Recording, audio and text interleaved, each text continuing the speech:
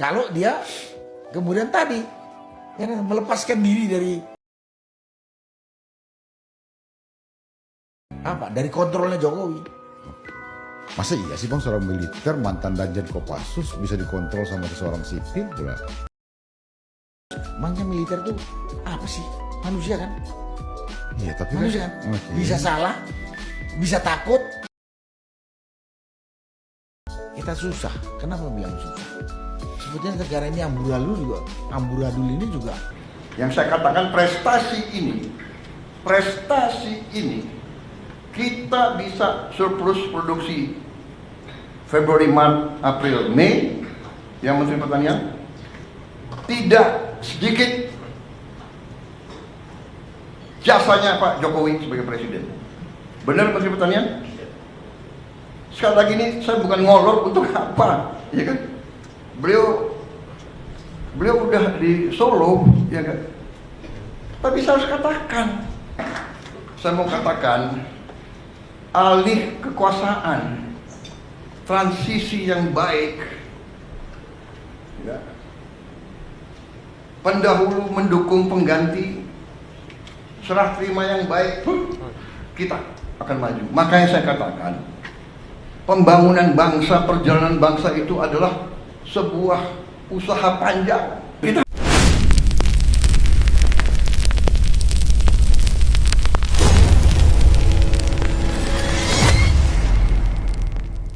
harus berjiwa besar, kita harus objektif.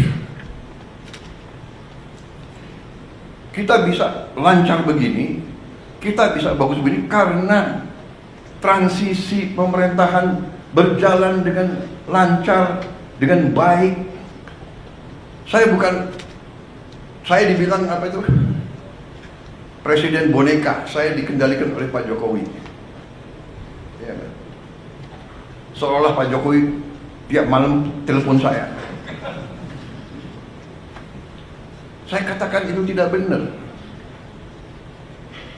Bahwa kita konsultasi, iya, itu seorang pemimpin yang bijak, yang konsultasi, minta pendapat, minta saran.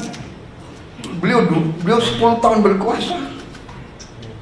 Saya menghadap beliau, nggak ada masalah. Saya menghadap Pak SBY, tidak ada masalah. Saya menghadap Ibu Mega, tidak ada masalah. Banyak yang tidak mengira, banyak yang nyinyir, banyak mengatakan impossible.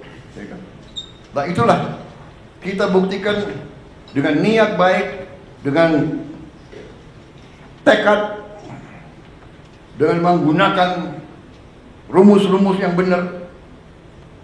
Pemerintahan itu matematik kok. Kalau niat baik, rumus benar, pelaksanaannya bertekad yang baik, insya Allah akan mencapai sasaran. Salah satu prestasi kita yang dirasakan, yang real dan tidak bisa dibuat-buat adalah bahwa produksi beras dan jagung kita, saya dapat laporan sekarang sangat berhasil, bahkan dibandingkan dengan tahun-tahun terdahulu.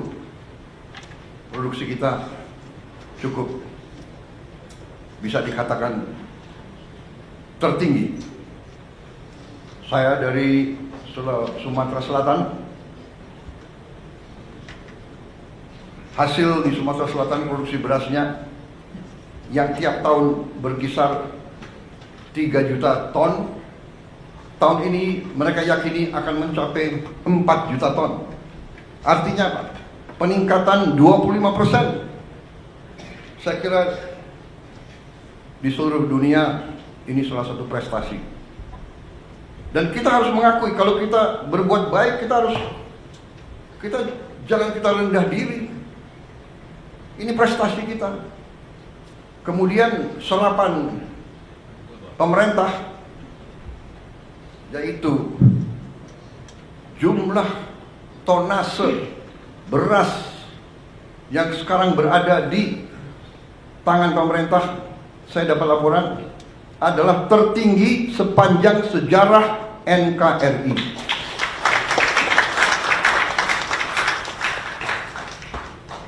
Belum pernah kita pemerintah menguasai, memiliki jumlah tonase beras sebesar sekarang. Saudara-saudara, ini suatu prestasi. Dan ini prestasi bukan datang begitu. Apalagi pertanian. Pertanian itu yang saya katakan tadi, azimut kompas, salah kecil akibatnya buruk. Kita tidak memperhatikan cuaca, El Nino, kekeringan, La Nina.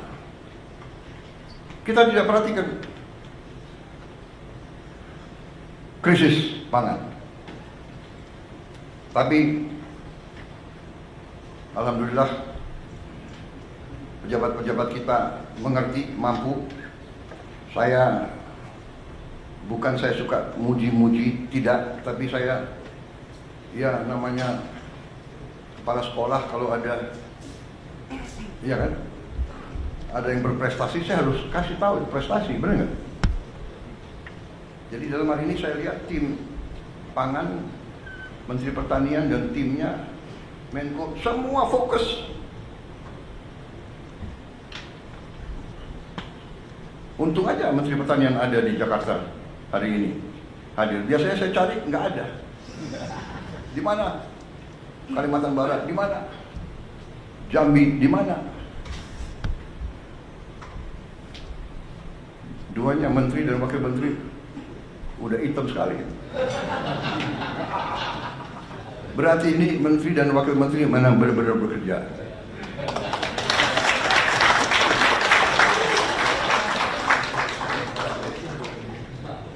Kalau nggak hitam malah saya curiga.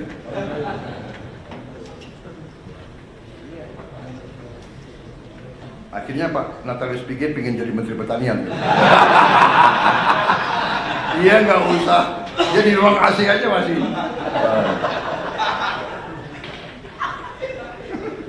Saudara-saudara, ini suatu prestasi saya merasakan, karena hari ini saya terima tadi pagi, saya terima Saudara Hun Sen dari Kamboja. Dia 38 tahun jadi Perdana Menteri. Sekarang dia naik jadi Presiden Senat, ya. Dia datang, yang pertama dia bicara, karena tadi yang jemput beliau adalah Menteri Dalam Negeri, ya. Yang pertama disampaikan adalah, kami perhatikan bahwa prestasi Indonesia luar biasa. Produksi berasnya sangat naik sampai berlimpah. Ini akan berpengaruh kepada kita, karena biasanya Indonesia beli beras dari kita. Tapi tahun ini Kamboja harus cari pasar baru, karena Indonesia tidak akan impor. Benar tadi Mendagri. Datang ketemu saya, itu lagi yang disampaikan. Selamat, sukses. Produksi saudara luar biasa. Kemudian kebijakan-kebijakan yang saudara ambil, ya, menjadi perhatian. Kita sih dinilai tidak dinilai, kita hanya kerja, kita tidak mau. Tapi alhamdulillah, ya kan? Dan kita nggak boleh takut. Jadi kalau ibarat kita di kelas, di sekolah, ya kan? Kalau kita belajar benar, kita ikut ujian yang benar, nilai kita bagus, pasti ada yang nggak suka sama kita kan? Yang nggak mau belajar nggak suka sama kita, ya kan? Wah, dia mau lulus sendiri gitu. Padahal belajar, bekerja gitu. Kita tidak berbuat yang aneh-aneh, ya kan? Pakai logika. Jadi waktu berapa bulan yang lalu, yang saya katakan prestasi ini kita bisa surplus produksi Februari, Maret, April, Mei, yang Menteri Pertanian tidak sedikit jasanya Pak Jokowi sebagai Presiden. Benar Menteri Pertanian? Sekali lagi ini saya bukan ngolor untuk apa, ya kan? Beliau udah di Solo, ya kan? Tapi saya harus katakan, karena itu benar. Beliau masih Presiden. Kebetulan Menteri Pertanian lowong, kosong kan? Iya kan? Pejabat sebelumnya ya ada masalah sedikit, kosong. Saya ketemu Saudara Amran, saya lihat bahwa ini masuk akal. Dan beliau pernah jadi Menteri Pertanian, beliau pernah mencapai swasembada. Saya datang ke Presiden Jokowi, Bapak Presiden, karena Kementerian Pertanian kosong, saya usulkan Saudara Amran Sulaiman, Menteri Bapak Kabinet pertama. Mungkin Pak Jokowi terkesan juga sama saya kan, ini Menteri Pertahanan kok mengusulkan Menteri Pertanian. Orang selalu tanya, apa hubungan pertahanan dan pertanian? Iya, tanpa pangan nggak ada tentara. Mau perang pakai apa? Pakai senjata, nggak ada makan. Ya nggak bisa jalan prajurit itu. Dan yang kedua, Menteri Pertahanan waktu itu, ya kan, terpilih sebagai presiden yang akan datang waktu itu. Iya kan? Jadi saya berkepentingan. Ini saya salah.